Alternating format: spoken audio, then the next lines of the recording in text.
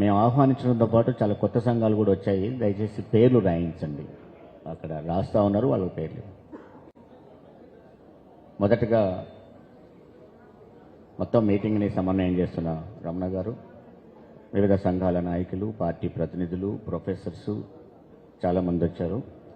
పెద్దలకి అసలు మీటింగ్ ఎందుకు పెట్టాము ఏంటనే విషయాన్ని మేడం గారు పూర్తిగా వివరించారు. 2-3 విషయాలు మీ దృష్టికి నేను తీసుకొస్తాను. మొదటి నుంచి వివిధ కుల సంఘాలతో పాటు బీసీ సంఘాలని ఆర్గనైజ్ చేయడంలో నా పాత్ర కూడా ఉండేది. దాన్ని దృష్టిలో పెట్టుకొని నేను చాలా కాలంగా అనుకుంటూ ఉన్నాను. జ్యోతిరావు పూలే గారిని ఆయన మరణానంతరం కొంత స్మరించుకోవడానికి ఈ దేశానికి కొంత టైం పట్టింది. కానీ ఆ టైం రోజు రోజుకు స్పీడ్ అవుతుంది. మన దగ్గర కూడా ఒక ఉద్యమం పూలే ఆశయాల కోసం, పూలే కోరుకున్న సమానత్వం కోసం, ప్రధానంగా ఆయన కోరుకున్న విద్య చైతన్యపరచడం అనే ఒక ప్రధానమైన అంశాన్ని కొంత కృషి జరిగితే బాగుండని ఒక ఆశ ఉండేది నాకు, మొదటి నుంచి కూడా ఉండేది. నేను అసెంబ్లీ ముందు నుంచి పోయినప్పుడల్లా అటు చూస్తే ఈ ప్రాంగణంలో బడుగు బలహీన వర్గాలకు దేవుడిగా భావించుకునే పూలే గారి విగ్రహం కనపడితే బాగుండు అని నా మనసులో ఎప్పుడు కూడా అనిపిస్తూ ఉండేది. కానీ నా శక్తి సరిపోతుందా ఈ ఆందోళనకి అని అనుకునేవాడిని. నాకు నేనే కొంచెం న్యూనతాభావంతో పోయేవాడిని. కానీ ఎప్పుడైతే జాగృతి నుంచి కవితమ్మ గారు ఈ పని చేద్దామమ్మా అన్నప్పుడు నాకు 1000 గుర్రాలను ఎక్కినంత సంబరం అయింది. ఎందుకంటే నా మనసులో ఉన్నదే, ఆమె కోరింది అదే. దాన్ని చూసినప్పుడు నాకు చాలా హ్యాపీ అనిపించింది. పోనీ కవితమ్మ గారి గురించి తెలుసుకుందామా అంటే ఆమె ఒక విషయాన్ని తీసుకొని పట్టుపడితే ఉడుము పట్టే, మనందరికీ తెలుసు. దాన్ని జయించిందాక వదిలిపెట్టదు. ఆ నమ్మకం నాకుంది. మహిళా బిల్లు విషయంలో చాలా కాలంగా చర్చ నడుస్తూ ఉంది. చాలా చర్చ ఉన్నప్పుడు నా అధికార పార్టీలు ప్రతిపక్షంలో పోయాయి, ప్రతిపక్షంలో ఉన్న పార్టీలు అధికార పక్షంలో పోయాయి. ఆ చర్చ మాత్రం కొనసాగుతూనే ఉంది. ఆ చర్చని తీసుకొని పార్లమెంటులో ఒక తెలంగాణ ఆడబిడ్డ పార్లమెంటులో తన వాదాన్ని వినిపించేసి సాధించడంలో పాత్ర వహించింది అనేది మనందరికీ విదితమే. దాంట్లో అందులో కీలకమైన అంశం ఏంటంటే మహిళా బిల్లు రావడమే కాదు, ఆ మహిళా బిల్లులో ఓబీసీ కోట ఉండాలని గలమెత్తి మాట్లాడింది పార్లమెంట్లో కవితమ్మ అనే విషయాన్ని మీ దృష్టికి తీసుకుపోతున్నాను. అందుకని మేడంని ఇతర రాష్ట్రాలు కూడా ఓబీసీ సంఘాలు ఇక్కడ కూడా మీ గళాన్ని వినిపించాలని ఆహ్వానిస్తూ ఉంటే చాలా గర్వంగా ఉంది ఒక తెలంగాణ బిడ్డగా. ఎప్పుడైతే పూలే గారి విగ్రహాన్ని అసెంబ్లీలో పెట్టాలని టేకప్ చేస్తామన్నా అని అన్నప్పుడు చాలా సంతోషం అనిపించి నేను చాలామంది బీసీ సంఘాల నాయకులతో, కుల సంఘాల నాయకులతో చర్చించాను.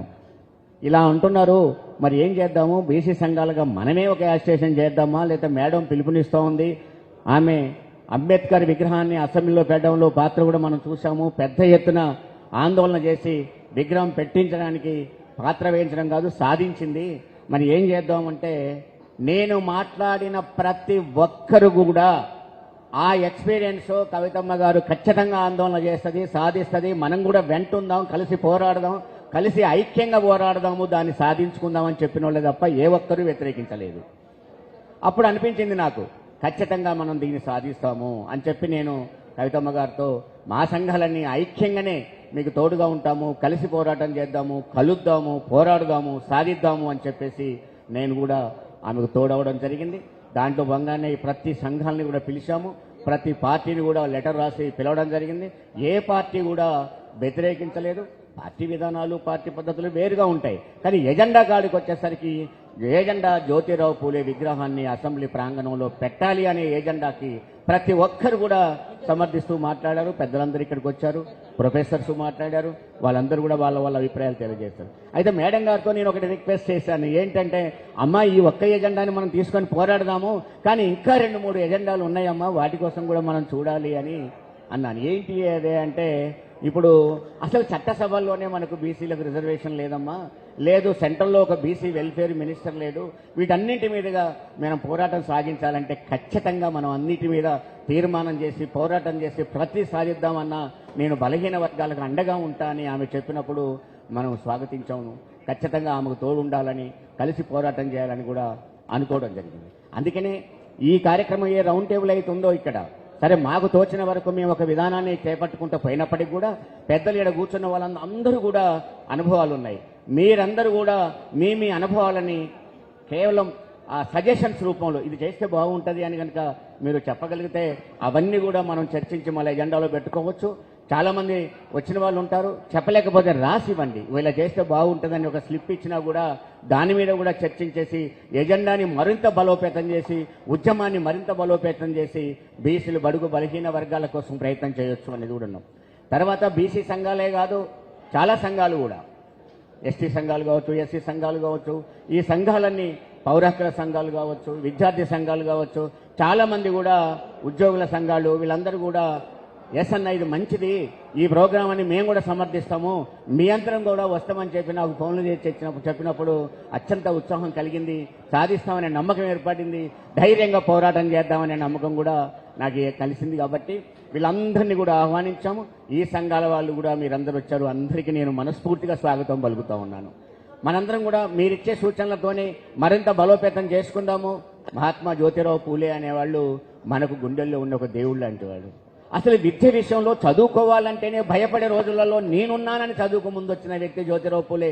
తన భార్యను కూడా చదివించి టీచర్ని చేసి తిరిగి మళ్ళీ విద్యను చెప్పడానికే భార్యని ఉత్సాహపరిచి ఇద్దరు కలిసి చైతన్యపరిచిన తీరు చూస్తూ ఉంటే మనందరికి కూడా ఒక స్ఫూర్తి. ఆ మహానుభావాన్ని స్ఫూర్తిగా తీసుకొని ఆయనంతా మనం చేయాలని కాదు, ఆయన లక్ష్యాన్ని స్ఫూర్తిగా తీసుకొని తెలంగాణలో ఈ జన చైతన్యానికి, ప్రజా చైతన్యానికి, సామాజిక చైతన్యానికి దారులు వేద్దాము. పూలే గారి విగ్రహాన్ని అసెంబ్లీలో ప్రాంగణంలో పెట్టే వరకు పోరాటం చేద్దాము. ఆ విధంగా మీరందరూ సహకరించేసి మంచి ఎజెండాను రూపొందించుకొని జ్యోతిరావు గారి పూలే గారి ఏదైతే ఏప్రిల్ 11వ తారీఖు నాడు జయంతి ఉందో అప్పటి వరకు మనం పోరాడదాం. మొత్తం షెడ్యూల్ అంతా మేడం గారు చెప్తుంది, కానీ ఎక్కడ కూడా మనం వేడుకం చేయకుండా అందరం కలిసి పోరాడదామని, మిగతా విషయాల్లో భిన్నాభిప్రాయాలున్నా పొలిటికల్గా భిన్నాభిప్రాయాలున్నా ఈ ఎజెండాకి అందరూ మనస్ఫూర్తిగా మాకు మద్దతు ఇస్తారని కోరుకుంటూ ఈ అవకాశం ఇచ్చిన సమన్వయకర్తకు నేను థ్యాంక్స్ చెప్పుకుంటూ ముగిస్తాను.